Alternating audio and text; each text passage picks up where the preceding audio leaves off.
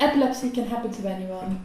If you would have asked me 4 years ago, there were no signs, there was completely out of the blue.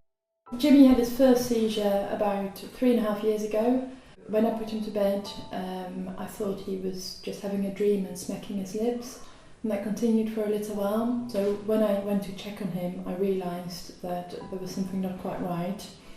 And I sat with him for a little bit, and then suddenly he started jerking and his eyes rolled away. So altogether the first seizure lasted about 40 minutes.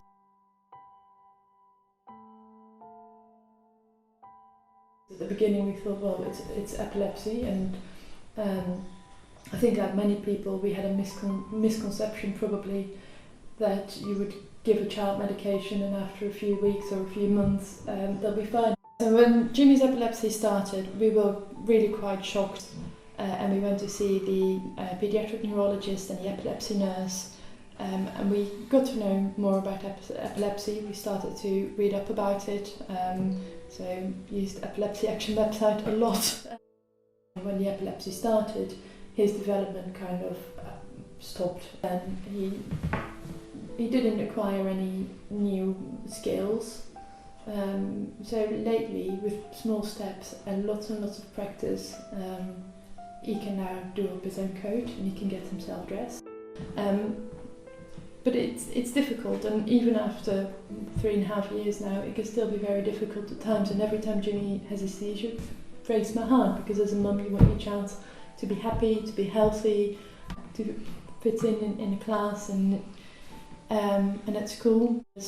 There's also the emotional impact. I think for a child themselves, children with epilepsy are more prone to suffer from anxiety and depression. So there's the emotional side of it, there's the physical side, there's trying out different types of medication, coping with the side effects.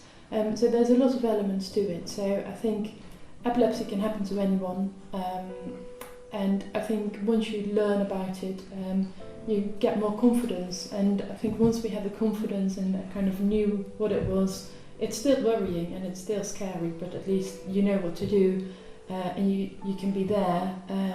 You can be there for your child.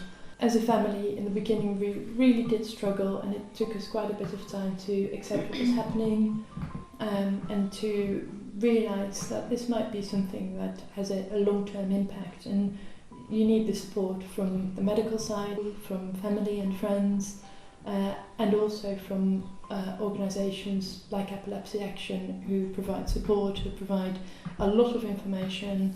It's good to just know that you're not the only one out there.